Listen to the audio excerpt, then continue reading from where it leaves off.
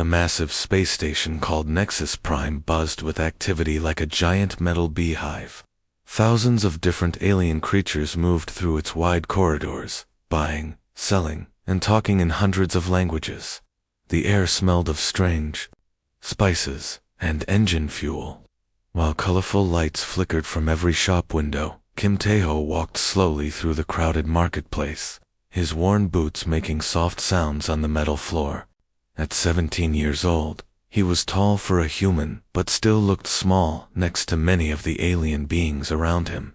His father worked as Earth's trade representative on the station, which meant Tae-ho had grown up seeing creatures that most humans only dreamed about.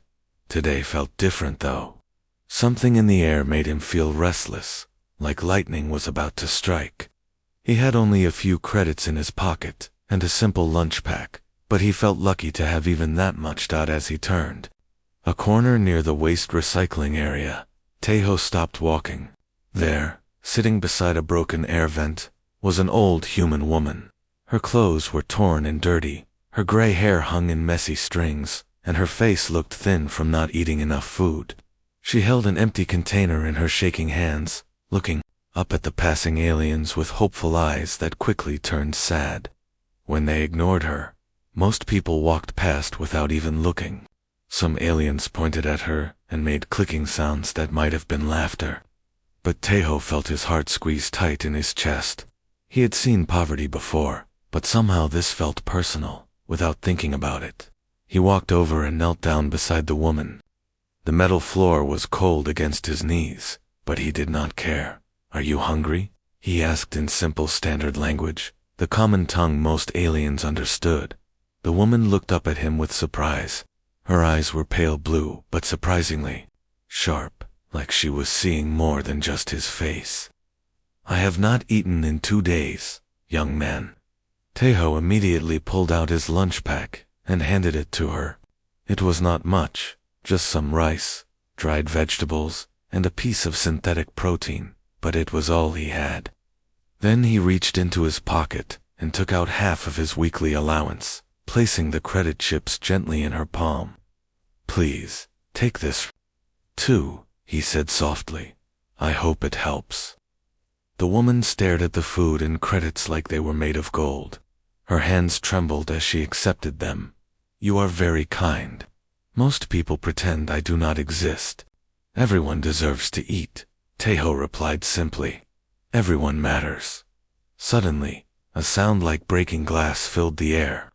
3 enormous creatures had appeared behind them, their bodies made of what looked like living crystal that caught the station's lights and threw rainbow patterns on the walls.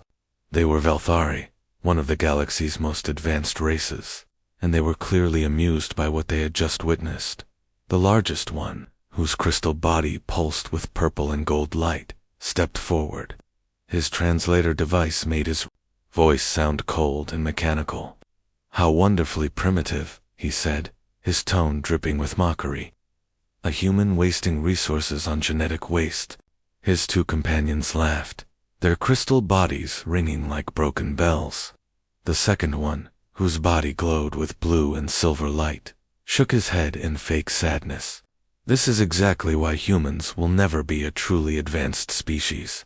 You let emotions cloud your logic." The third Velthari, smaller, but with brighter crystal formations, gestured at the old woman with disgust. "Natural selection should have eliminated the weak long ago. By feeding them, you only encourage more weakness." Tae-ho felt anger rise in his chest, but he kept his voice calm.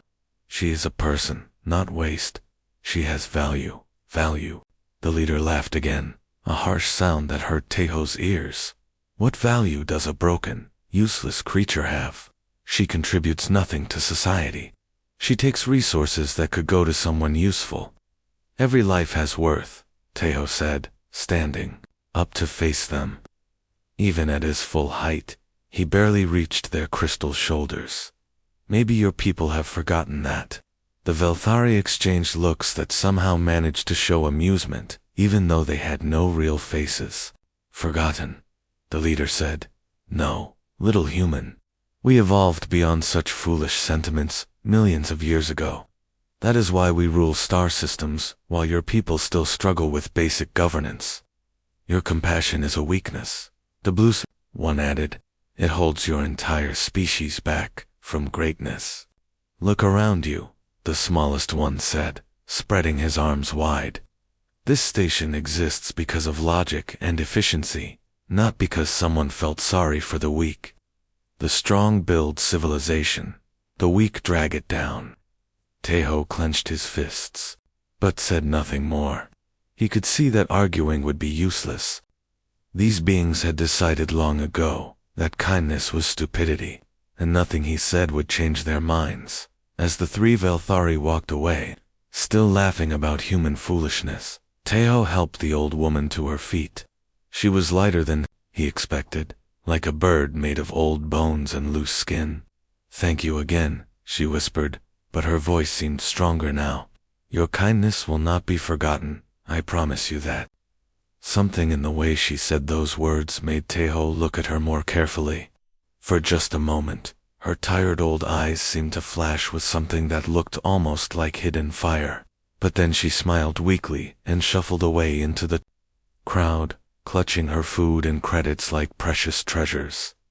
Tejo watched her go, never knowing that his simple act of kindness had just changed the course of galactic history. 3 days passed like any other on Nexus Prime Station. Tejo went to his classes, helped his father with diplomatic paperwork, and tried not to think about the cruel words of the crystal aliens. But he could not stop wondering about the old woman. He had looked for her in the marketplace several times, hoping to see that she was doing better, but she seemed to have disappeared completely. On the morning of the 4th day, every communication screen on the station began flashing with urgent messages. Tejo was eating breakfast in the human quarters when the emergency broadcast started. His father, Kim Dongwoo, dropped his coffee cup and stared at the screen with his mouth open. "All citizens report to the main assembly hall immediately," the announcer said in dozens of different languages. "Emergency gathering of the Galactic Council. All species representatives required." The assembly hall was the largest space on Nexus Prime, big enough to hold thousands of beings from across the galaxy. As Tejo and his father hurried inside, the noise was incredible. Hundreds of different creatures were talking, clicking, buzzing, and making sounds that had no names. Everyone seemed confused and excited at the same time. At the front of the hall, a raised platform held the seats of the most important alien leaders. The 3 Velthari from the marketplace sat in places of honor, their crystal bodies glowing with self-importance. Prince Kalden, the leader who had mocked Tejo, was speaking quietly with other nobles, probably planning how to take advantage of whatever crisis had brought them all together. Admiral Park Ji-sung, the head of Earth's delegation, walked to the center of the platform. His uniform was perfectly pressed, and his face was serious. When he began to speak, his voice carried clearly through the hall's speakers. "Citizens of the Confederation," he said, his words translated instantly into every language. "Today marks a moment that will change our galaxy forever. I have the honor to announce the return of someone we all thought was lost to history." The hall fell completely silent. Even the smallest whispers stopped. Tejo felt his heart beating faster without knowing why. 20 years ago, Admiral Park continued, the greatest military leader in galactic history disappeared without a trace. She had just ended the bloodiest war our worlds had ever seen. She brought peace to 100 star systems and saved billions of lives. Her name was spoken with respect by every species in known space. Prince Kalden leaned forward in his crystal chair, his body flickering with curious light. The Velthari had always claimed they were the natural leaders of the galaxy, but everyone knew they had not been the ones to end the Great War. "Ladies, gentlemen, and beings of all forms," Admiral Park said, his voice growing stronger, "I present to you Empress Lee Min-young, the architect of the Great Peace, missing for 20 standard years." The side door of the assembly hall opened, and a figure walked out that made Tejo's blood turn to ice water. It was the old beggar woman from the marketplace, but she was completely different now. She stood tall and straight, her back no longer bent with age. Her gray hair was clean and pulled back in a simple but elegant style. Her clothes were fine, but not fancy, the kind worn by someone who had real power and did not need to show it off. But it was her eyes that had changed the most. They were the same pale blue, but now they blazed with intelligence and authority that made even the largest aliens take a step backward. This was not a helpless old woman begging for scraps. This was someone who had commanded starfleets and made emperors bow their heads. The hall exploded with noise. Some aliens cheered, others gasped in shock, and a few made sounds of fear. The Velthari delegation sat frozen like statues, their crystal bodies dim with surprise and growing horror. Empress Li Minyoung walked to the center of the platform with calm, measured steps. When she raised one hand, the entire hall fell silent again. Her voice, when she spoke, was nothing like the weak whisper Taeho remembered. It was strong and clear, the voice of someone used to being obeyed. "I did not die," she said simply. "I did not retire to some distant world. For 20 years, I have been here, walking among you, watching and learning." Prince Kaldan's crystal form flickered with nervous energy. "Impossible," he said, his translator making his voice sound shaky. "We would have known. Our sensors would have detected you." The Empress turned to look directly at him, and Taeho saw the crystal alien actually shrink back in his chair. "Would you?" she asked. "When did you last truly look at the people around you? When did you last see the poor, the hungry, the forgotten ones who clean your floors and serve your food?" She began to walk slowly across the platform, her eyes moving from one delegation to another. "I have spent 20 years in disguise, living as the lowest of the low. I have been a servant, a beggar, a cleaner of waste systems. I have seen how each of your species treats those who have nothing." Taeho felt like his heart might stop beating. She had been testing them, all of them, and what I found, the Empress continued, her voice growing sad, was not encouraging. "Most of you have grown comfortable with power. You have forgotten what true leadership means." She stopped walking and faced the entire assembly. "But not all of you have forgotten. Some still remember that strength means protecting the weak, not ignoring them. That wisdom means lifting others up, not stepping on them." Her eyes found Taeho in the crowd, and for a moment, she smiled. It was the same grateful smile she had given him in the marketplace, but now he understood what it really meant. "Tomorrow," she announced, "begins the grand selection. Not for the strongest or the smartest, but for those who understand what civilization truly means." The next morning Taeho found himself standing in a room he had never seen before. It was deep inside Nexus Prime Station, in a section that most people were never allowed to visit. The walls were smooth and white, with no windows or decorations. Strange machines hummed quietly in the corners, and the air felt different somehow, like it was charged with electricity. 20 young beings from different species stood around the room, all looking nervous and confused. Taeho recognized some of them immediately. Prince Kaldan was there, his crystal body glowing with confident purple light. Beside him stood 2 other Velthari nobles who had been in the marketplace that day. There was also Vekmer, a massive creature covered in thick armor plates, representing the warrior Bruthari race. Zillanith, a thin being with 4 arms and huge black eyes, represented the brilliant Kortari scientists. But the most surprising person in the room was Taeho himself.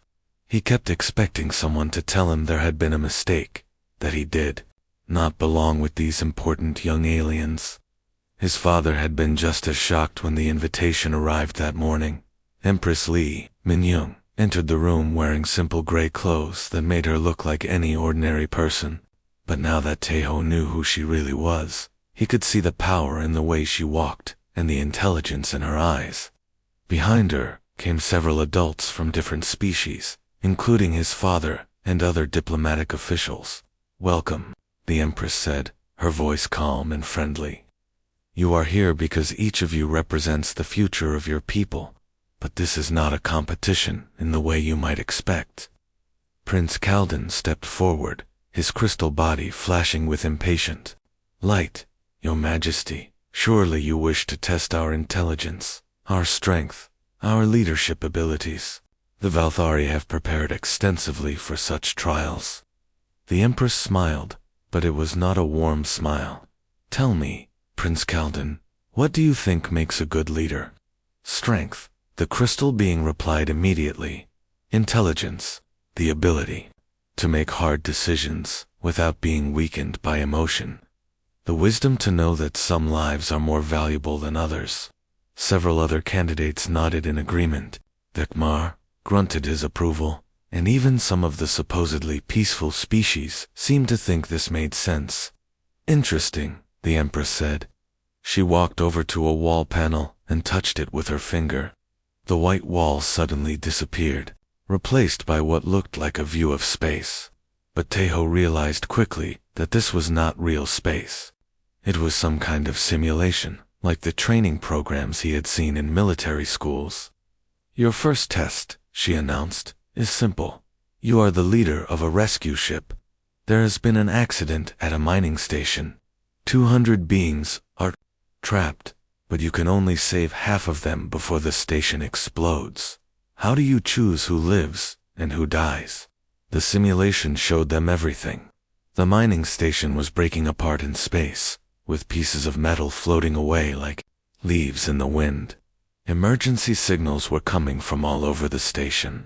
The trapped beings were from many different species, including some that were very valuable to the galaxy, and others that most people considered less important. Prince Kalden was the first to answer. His crystal form pulsed with confident light, as he pointed to different sections of the station. Save the Kortari scientists first. Their knowledge is irreplaceable. Then the Velthari engineers. Then any species with useful skills. Leave the workers and servants for last. Logical, said Zillanith, her forearms moving as she calculated. The needs of civilization outweigh the needs of individuals. Vekmar nodded his massive head. In war, commanders must make such choices. The strong survive, the weak do not. But, as Teho looked at the simulation, he felt sick to his stomach. These were not just numbers or job titles floating in space. These were people with families, dreams, fears, and hopes. Each one mattered to someone. What if there was another way? He said quietly. Everyone turned to look at him. Prince Kalden's crystal body flickered with amusement. Another way, the station will explode in 30 minutes. Simple mathematics tells us that half must die. Teho studied the simulation more carefully. He noticed something the others had missed. The explosion is being caused by damaged power cores, right? What if we could separate the station into sections and push the dangerous parts away from the people? Impossible, Vekmar rumbled. The rescue ship does not have enough power. Not by itself, Teho agreed. But there are 3 cargo ships nearby. If we work together, we could break the station apart safely and save everyone. The Empress watched him with interest. Explain. Teho felt his heart beating fast, but he continued. Use the rescue ship's tractor beam to pull people out of the most dangerous sections. Have the cargo ships push the damaged parts away from the safe areas. It would take perfect timing and cooperation, but it could work. Cooperation. Prince Kalden laughed, his crystal body ringing like a bell. You want to risk the lives of 3 other ship crews? What if your plan fails? Then everyone dies instead of just half. But what if it succeeds? Teho asked. What? If we could save them all? The simulation changed, showing his plan in action. It was dangerous and complicated, requiring the ships to work together with perfect timing. But in the end, everyone was saved. The Empress nodded slowly. Interesting. Most leaders accept that some must die. You look for ways that all might live. The other candidates seemed uncomfortable. This was not how they had expected the test to work. They had prepared for questions about strength and intelligence, not about finding creative ways to save everyone. The second test begins now, the Empress announced, and the simulation changed again. This time, they were dealing with a food shortage on a colony world. Again, the obvious answer was to decide who deserved to eat, and who did not. Again, Prince Kalden and the others made lists based on who was most valuable to society, and again, Teho looked for a different answer. What if they could find new food sources? What if they could get help from nearby systems? What if they could solve the problem instead of just managing it? As the tests continued, a pattern began to emerge. The other candidates were very good at making hard choices about who lived and who died, who deserved help and who did not. But Teho kept finding ways to avoid making those choices at all. By the end of the day, some of the other candidates were looking at him with new respect. Others, like Prince Kalden, seemed angry and confused. This human boy was not playing by the rules, they understood. But the Empress watched everything with growing satisfaction. She had found what she was looking for. By the fourth day of testing, something had changed on Nexus Prime Station. The word had spread quickly through every level and section that the trials were not simulations anymore. Real emergencies were happening, and the young candidates were being asked to handle them with real consequences for real people. Teho woke up that morning to alarms blaring throughout the human quarters. His father was already dressed and rushing toward the door when Teho caught his arm. "What's happening?" Teho asked, his heart already racing from the urgent sound of the alarms. "Mining accident on Kepler Station," his father replied quickly. 300 workers trapped in the lower levels.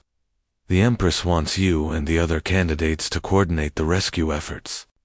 Within an hour, Teho found himself in the station's emergency command center, surrounded by screens showing the disaster at Kepler Station. The mining facility was built deep inside a large asteroid, with tunnels and chambers carved out over many years. Now those same tunnels were collapsing, trapping workers from 6 different species in dark, dangerous spaces. Prince Kaldan stood at the main control panel, his crystal body glowing with efficient blue light as he studied the situation. "The logical approach is clear," he announced to the other candidates. "We have limited rescue equipment and time. We must prioritize based on value." He pointed to different sections of the collapsed mine with mechanical precision. "Evacuate the Valthari engineers first. They designed most of the galaxy's mining systems. Then the Cortari scientists who were studying the asteroid's mineral composition. The Bruthery supervisors next, as they have leadership experience." Vecmer nodded his armored head in agreement. "Correct. In crisis, we save those who can rebuild. What was lost? What about the others?" asked Yixara, a gentle being from the Fluxy species, who could sense emotions from across the room. Prince Kaldone's crystal form flickered with mild annoyance. "The maintenance workers, cleaners, and basic laborers. They can be replaced easily. Their loss would be unfortunate, but not critical to galactic civilization." Teho felt something cold and angry rising in his chest as he listened to them talk about people like they were broken machines that could be thrown away. He moved closer to the screens, showing the trapped workers, and saw something the others had missed. "Wait," he said, studying the mine's layout more carefully. "Look at these tunnel systems. The workers aren't just trapped randomly. They're organized into groups based on where they were working." "So?" Prince Kalden asked impatiently. "This changes nothing about rescue priorities." But Teho was seeing a different picture entirely. The Fluxy workers know the air circulation systems because they maintain them. The Bruthery know the heavy machinery. The humans know the electrical systems. Each group is trapped in the area they know best. He turned to face the other candidates, his voice growing stronger with excitement. "We don't need to choose who to save first. We need them all working together to save themselves." "Impossible," Dekma rumbled. "They are trapped and panicking. They cannot coordinate complex rescue operations." "They can if we help them communicate," Teho insisted. He began working at a communication console, trying to establish contact with each group of trapped workers. The Fluxy in Section C can redirect airflow to clear gas pockets. The Bruthery in Section B can use their heavy equipment to clear smaller caverns. The humans in Section A can reroute power to emergency lighting. Prince Kalden watched with growing irritation as Tejo ignored his carefully planned rescue priorities. "You are wasting precious time with this foolish sentiment," the crystal being said coldly. "While you try to save everyone, the most valuable lives are being lost."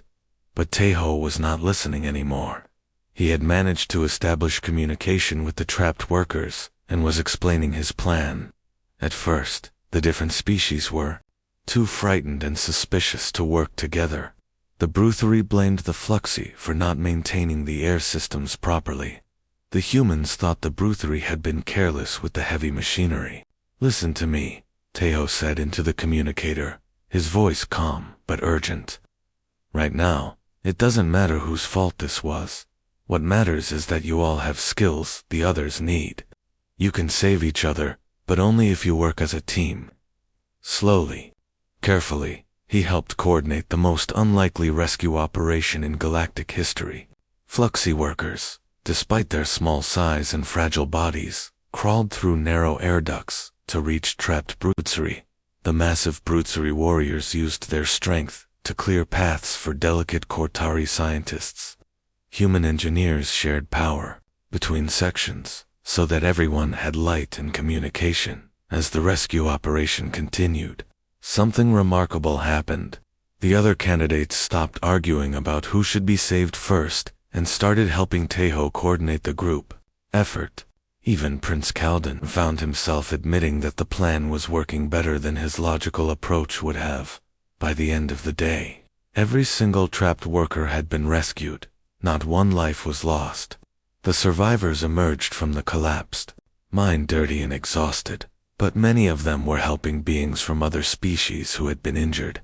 Tejo watched a Bruthery warrior gently carrying a small Fluxy maintenance worker to the medical bay, and he felt something warm spread through his chest.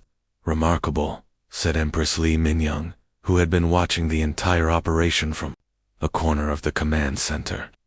"Most rescue operations focus on saving the most valuable people first. You focused on making everyone valuable to each other." Prince Kalden's crystal form had dimmed considerably. "The efficiency was acceptable," he admitted reluctantly, "though I still maintain that prioritizing by importance would have been more logical." But Yixara, the empathic Fluxy, was looking at Tejo with wonder in her large eyes. "You did not just save their lives," she said softly. "You showed them that they could trust each other. That is much more powerful than any rescue ship." That evening, as Tejo walked through the station's corridors, he noticed something different. The workers who had been rescued were still talking to each other, still helping each other, still working as teams even though the emergency was over. The crisis had not just ended, it had changed them. But he also noticed Prince Kalden walking alone, his crystal body dim and flickering with what looked almost like confusion. For the first time in his life, the Velthari prince was beginning to wonder if there might be more than one way to measure the value of a life. The final test came without warning, just like real disasters always do. Tejo was eating breakfast with his father when every alarm on Nexus Prime Station began screaming at once. The emergency lights flashed red, and automated voices in dozens of languages announced the same terrifying message over and over. Code Black. All military personnel report immediately. Code Black. This is not a drill. Within minutes, Tejo found himself running toward the command center alongside the other candidates. Prince Kalden's crystal body was pulsing with nervous energy, while Vecmar's heavy armor clanked with each step. Even Yixara, usually calm and gentle, seemed frightened by the urgency in everyone's voices. The command center was chaos when they arrived. Dozens of military officers from different species were shouting orders, pointing at screens, and trying to coordinate what looked like preparation for war. Admiral Park Ji-sung stood at the center of it all, his face grim as he studied tactical displays showing the positions of hundreds of ships. "The Zerathi Dominion has moved," he announced as the candidates gathered around him. "3 massive fleets are positioned at the edge of our space, ready to attack. Our intelligence says they will strike at dawn, Galactic Standard Time." Taeho felt his blood turn cold. The Zerathi were legendary for their cruelty. They did not just conquer worlds, they destroyed entire civilizations and enslaved any survivors. If they were really preparing to attack, billions of lives were in danger. "Each of you must make a choice," Empress Lee Min-young said, appearing beside the admiral with a data pad in her hands. "Our defensive fleets cannot protect every world. You must choose which systems to defend, knowing that the others will likely fall to Zerathi occupation." The tactical display showed the danger clearly. 3 Zerathi fleets were positioned to attack different parts of Confederation space simultaneously. The defenders could not be everywhere at once. Someone had to decide which worlds would live and which would be sacrificed. Prince Kalden stepped forward immediately, his crystal body blazing with confident light. "The choice is obvious," he declared. "Defend Velthari Prime and the other core worlds, where our most advanced civilizations are located. Sacrifice the outer colonies and lesser species to protect the center of galactic civilization." "Agreed," rumbled Dutchmar. "Bruthery space contains our finest warriors and weapons factories. These must be protected above all else." The brilliant Kortari scientist was already calculating on her portable computer. "Based on population numbers, economic value, and technological advancement, I recommend defending the 7 most important systems and abandoning the rest." One by one, the other candidates made their choices. All of them followed the same logic: save the most important, sacrifice the less valuable. It was the same thinking they had shown throughout all the previous tests, just on a larger scale. Finally, all eyes turned to Taeho. He stared at the tactical display, his mind racing as he tried to understand what he was seeing. 3 Zerathi fleets, each one powerful enough to destroy entire star systems. Confederation forces spread thin across dozens of worlds. No way to save everyone. But as he looked more closely at the display, something seemed wrong. The Zerathi fleet positions were too perfect, too convenient. Their attack timing was too precise. And most importantly, he noticed something that made his heart skip a beat. "Where are the civilian evacuation routes?" he asked quietly. Admiral Park looked confused. "What do you mean?" "If we know the Zerathi are coming," Taeho explained, "why haven't we started evacuating civilians from the worlds we can't defend? Why are we only talking about military defense?" Prince Kalden's crystal body flickered with impatience. "Because evacuation takes too long, and there is nowhere safe to take them. Make your choice, human. Which worlds will you condemn to save? The others." But Taeho was thinking about something completely different. He remembered the mine rescue, where the solution had not been choosing who to save, but finding a way for everyone to save each other. He remembered all the previous tests, where the right answer had never been about sacrifice, but about cooperation. "I choose Haven Station," he said finally. The room fell completely silent. Haven Station was a small medical research facility in neutral space, with no military value whatsoever. It was not even on most people's list of places worth defending. "Have you lost your mind?" Prince Kalden's voice cracked with disbelief. "Haven Station has no strategic importance. No weapons, no defenses, no value to the war effort. It has something more important," Taeho said, his voice growing stronger. "It has hope." He turned to face the entire command center, addressing not just the candidates, but all the military officers watching. "The Zerathi aren't just trying to conquer territory. They're trying to break our spirit, to make us so afraid that we abandon our own values." Taeho pointed to the tactical display. "If we evacuate civilians from all threatened worlds to Haven Station, we turn it into a symbol. A place where every species in the Confederation is working together to protect what matters most, innocent lives. Impossible, Vecmar growled. The evacuation alone would take our entire fleet. We would have no ships left for defense. That's exactly the point, Teho replied. We use the evacuation routes to coordinate our defenses. Every evacuation ship becomes part of a mobile defense network. Instead of defending static positions, we create a moving shield that protects everyone while they retreat to safety. The room was quiet for a long moment as military officers began running calculations on Teho's proposal.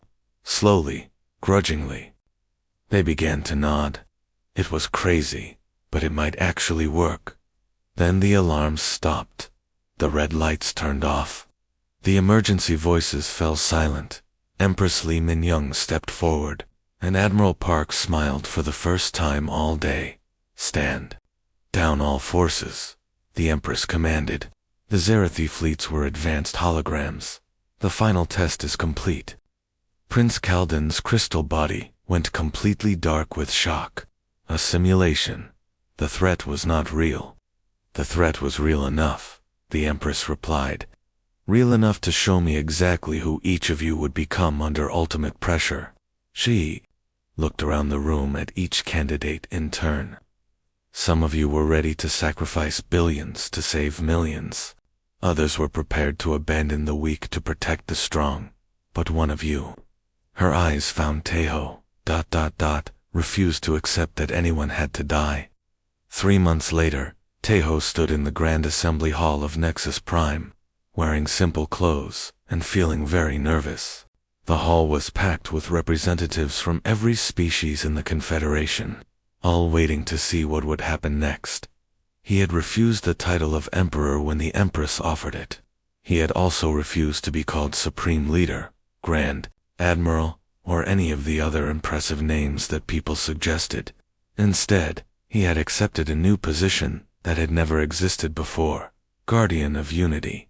His job was not to rule, but to remind others of their better nature, not to command fleets but to coordinate cooperation, not to decide who lived and died, but to find ways for everyone to live. As he took his oath of service, Teho looked out at the crowd and saw many familiar faces. His parents were there, beaming with pride. Prince Kaldan sat with the other former candidates, his crystal body now glowing with a softer, more humble light. And in the back row, almost hidden among the crowd, sat an elderly woman who smiled and nodded when their eyes met. The beggar who had turned out to be an empress. The test that had revealed who they all really were inside. As the ceremony ended, and the crowd began to cheer, Teho felt a deep sense of peace. He had learned the most important lesson of his life. True strength was not about the power to destroy, but about the wisdom to build. And the greatest leaders were not those who could make the hardest choices, but those who could find ways to avoid making them at all. The galaxy had found its guardian, and humanity had passed its greatest test.